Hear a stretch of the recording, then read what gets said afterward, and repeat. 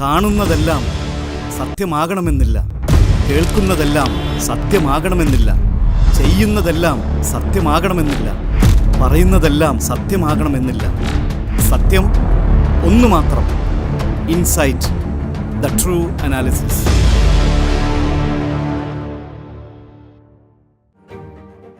ഗാന്ധിജി വിഭാവനം ചെയ്ത ഗ്രാമസ്വരാജ് എന്ന ഇന്ത്യൻ ജനാധിപത്യ സംവിധാനത്തിൻ്റെ അടിത്തറയായി കണക്കാക്കുന്നതാണ് പഞ്ചായത്തുകൾ ഉൾപ്പെടെയുള്ള തദ്ദേശ സ്വയംഭരണ സ്ഥാപനങ്ങൾ.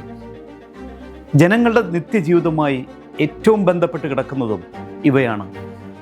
അതുകൊണ്ട് തന്നെ ത്രിതല പഞ്ചായത്ത്, മുനിസിപ്പാലിറ്റി, കോർപ്പറേഷൻ തിരഞ്ഞെടുപ്പിൻ്റെ ചൂടും മറ്റ് തിരഞ്ഞെടുപ്പുകളെ പോലെയല്ല. കേരളം പോലെ ജനസാന്ദ്രതയേറിയ സംസ്ഥാനത്ത് ജനങ്ങളുടെ ആദ്യത്തെ ആശ്രയമാണ് തദ്ദേശ സ്ഥാപന പ്രതിനിധികൾ.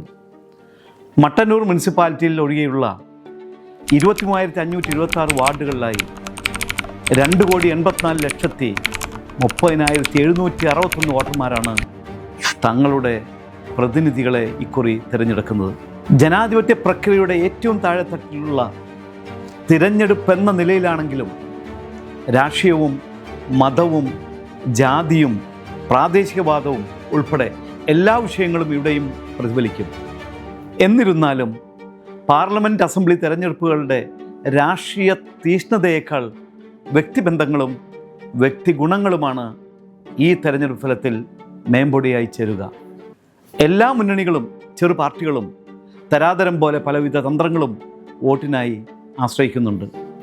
ശബരിമല സ്വർണ്ണക്കൊള്ള മുതൽ സ്ത്രീ പീഡനം വരെ വിഷയദാരിദ്ര്യമേതുമില്ലാതെ ദിനമെന്നോണം മാധ്യമങ്ങളിൽ നിറയുകയാണ്. എങ്കിലും താഴെത്തട്ടുള്ള പ്രചാരണങ്ങളിൽ വഴിവിളക്കും വെള്ളക്കെട്ടും റോഡ് വികസനവും പോലുള്ള കാര്യങ്ങളാണ് സ്ഥാനാർത്ഥികൾ മുന്നോട്ട് വയ്ക്കുന്നത്. ജനങ്ങളെ സംബന്ധിച്ച് ഏറ്റവും പ്രധാനപ്പെട്ടതാണെങ്കിലും കേരളത്തിലെ തദ്ദേശ സ്ഥാപനങ്ങളുടെ ഭരണം പൊതുവെ ദീർഘദൃഷ്ടിയില്ലാത്തതും കുത്തഴിഞ്ഞതുമാണെന്ന് പറയാൻ രണ്ടാമൊന്നും ചിന്തിക്കേണ്ടതില്ല. കേന്ദ്ര സംസ്ഥാന സർക്കാരുകളുടെ ഫണ്ടും തനത് ഫണ്ടും പ്രാദേശിക ആവശ്യങ്ങളനുസരിച്ച് ഫലപ്രദമായി ഉപയോഗിച്ചിരുന്നെങ്കിൽ ഇന്ന് കേരളം സ്വർഗമായേനെ. ഭരണപ്രതിപക്ഷ വ്യത്യാസമില്ലാതെ അഴിമതിയും കൊള്ളയും ദുർച്ചെലവും നടത്തി ആഘോഷിക്കുകയാണ് ഭൂരിഭാഗം പഞ്ചായത്തുകളും.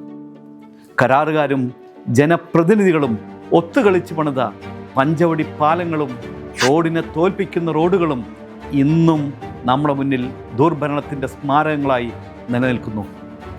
എല്ലാ തദ്ദേശ സ്ഥാപനങ്ങളിലും പൊതു ശ്മശാനങ്ങൾ വേണമെന്നുണ്ടെങ്കിലും ശതാബ്ദങ്ങളായിട്ടും അതിന് കഴിയാത്ത 100 കണക്കിന് പഞ്ചായത്തുകളും ചുരുക്കം മുനിസിപ്പാലിറ്റികളും ഇവിടെയുണ്ട്. പലയിടങ്ങളിലും മാലിന്യ ശേഖരണ കേന്ദ്രങ്ങളും അക്ഷരാർത്ഥത്തിൽ പ്രേതഭൂമികളുമാണ്. നമുക്ക് സുപരിചിതമായ കൊച്ചി കോർപ്പറേഷനിൽ ആധുനികമായ വൃത്തിയും വെടിപ്പുമുള്ള സാഹചര്യങ്ങളിൽ കേവലം 20 രൂപയ്ക്ക് ദിവസം ശരാശരി 4000 ഊണ് വിളമ്പുന്നത് കുടുംബശ്രീ സംരംഭമായ സമൃദ്ധിയും 100 രൂപയ്ക്ക് ഹോട്ടലുകളെ വെല്ലുന്ന രീതിയിൽ വനിതകൾക്ക് താമസ സൗകര്യം നൽകുന്ന ഷീ ലോഡ്ജും നടത്താനാവുമെങ്കിൽ ഇതെല്ലാം മറ്റ് തദ്ദേശ സ്ഥാപനങ്ങൾക്കും ചെയ്യാനാകും. രാഷ്ട്രീയത്തിൽ, തദ്ദേശ ഭരണത്തിൽ ജനങ്ങളുടെ വിശ്വാസം വീണ്ടെടുക്കാൻ ഇത്തരം സമീപനങ്ങൾ അനിവാര്യമാണ്. 50% സ്ത്രീഭരണമാകയാൽ തദ്ദേശ സ്ഥാപനങ്ങളിൽ അവർക്ക് തങ്ങളുടെ മികവ് തെളിയിക്കാനുള്ള അവസരമാണ് ലഭിക്കുന്നത്. പലപ്പോഴും ഭർത്താക്കന്മാരുടെയും പാർട്ടികളിലെ പുരുഷ കേസരികളുടെയും നിയന്ത്രണത്തിലാണ് വനിതാ പ്രതിനിധികൾ. സ്വന്തം കാര്യശേഷിയും സാമർഥ്യവും തെളിയിക്കാനുള്ള അവസരം കയ്യിൽ വരുമ്പോൾ അത് മറ്റാരെയും ഏൽപ്പിക്കരുത്. അന്തസ്സോടെയും അഭിമാനത്തോടെയും ചുമതലകൾ നിർവഹിക്കാനാണ് സ്ത്രീകൾ ശ്രമിക്കേണ്ടത്. പല തദ്ദേശ സ്ഥാപനങ്ങളിലും ജനറൽ സീറ്റുകളിൽ സ്ത്രീകൾ മത്സരിക്കുന്നുണ്ടെന്ന കാര്യവും സന്തോഷകരമാണ്.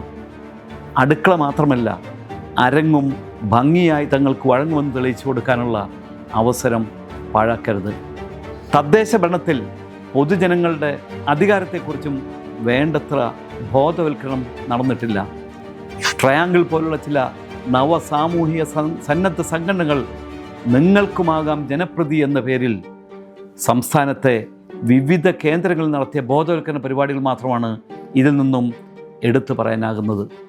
ഗ്രാമ വാർഡ് സഭകൾക്ക് അപാരമായ അധികാരമുള്ളതാണ് പഞ്ചായത്ത് രാജ് നിയമം.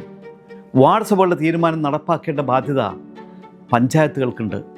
നിശ്ചിത പ്രാവശ്യം വാർഡ് സഭകൾ ചേർന്നില്ലെങ്കിൽ പ്രതിനിധിയുടെ അംഗത്വം പോലും അസാധുവാകും. പക്ഷേ ഗ്രാമ വാർഡ് സഭയെ വോട്ടർമാർ ഗൗരവത്തോടെ കാണാറില്ല. പഞ്ചായത്ത് നഗരസഭാ യോഗങ്ങളിൽ എന്ത് നടക്കുന്നുവെന്നറിയാൻ നാം ആരും പോകാറുമില്ല. വാർഡ് സഭകളിൽ പ്രസ്തുത വാർഡിലെ ആകെ വോട്ടർമാരുടെ കുറഞ്ഞത് 10% ആളുകൾ പങ്കെടുക്കണമെന്ന നിയമം ഇരിക്കെ ഭൂരിഭാഗം വാർഡ് സഭകളിലും അംഗസംഖ്യ തികയ്ക്കുന്നതിന് വാർഡ് സഭയിൽ പങ്കെടുക്കാത്ത തൊഴിലുറപ്പ് തൊഴിലാളികളെയും കുടുംബശ്രീ അയൽക്കൂട്ടം അംഗങ്ങളെയും ചേർത്ത് മിനിറ്റ്സിൽ ഒപ്പിട്ട് വാങ്ങി ക്വാറം തികയ്ക്കുന്നതിലൂടെ ശരിയായ വികസനം നടപ്പിലാക്കാൻ കഴിയില്ല എന്നതാണ് വാസ്തവം. തങ്ങൾ നിരീക്ഷിക്കപ്പെടുന്നുണ്ടെന്ന് ബോധ്യം വന്നാൽ ഭരണ നിർവഹണം കാര്യക്ഷമമാകുമെന്ന് ഉറപ്പാണ്. ആ ഉത്തരവാദിത്വം വോട്ടർമാർക്കുണ്ട്. രാഷ്ട്രീയത്തെക്കാളുപരി സ്ഥാനാർത്ഥിയുടെ മികവുകളും മേന്മകളും കാര്യപ്രാപ്തിയും വിലയിരുത്തി വോട്ട് ചെയ്യുകയാണ് തദ്ദേശ തിരഞ്ഞെടുപ്പിൻ്റെ രീതി. പരമ്പരാഗത ശൈലികൾ വെടിഞ്ഞ് രാഷ്ട്രീയ കക്ഷികളും തദ്ദേശ സ്ഥാപന പ്രതിനിധികളും ആധുനികമായി ചിന്തിക്കേണ്ട കാലമായി. വിദ്യാസമ്പന്നരായ, ലോകം എങ്ങനെയാണ് ചലിക്കുന്നതെന്നറിയുന്ന പുതിയ തലമുറയെ, അരാഷ്ട്രീയവാദികളായി വളരുന്ന ജൻസിയെ രാഷ്ട്രീയത്തിലേക്ക് ആകർഷിക്കുന്നതിനും അവരിൽ ഈ സംവിധാനങ്ങളോട് വിശ്വാസം വളർത്തുന്നതിനും അനിവാര്യമാണ്. എലപ്പുള്ളി ഡിസ്റ്റിലറിയുടെ പേരിൽ നടന്ന വിവാദങ്ങൾ നാം ഓരോരുത്തരും കണ്ടതാണ്. ഒരു സ്ഥാപനം ആരംഭിക്കുന്നതിന് ഗ്രാമസഭകൾ അടിസ്ഥാന ഘടകമായ തദ്ദേശ സ്വയംഭരണ സ്ഥാനങ്ങളുടെ അനുമതി ആവശ്യമാണ്.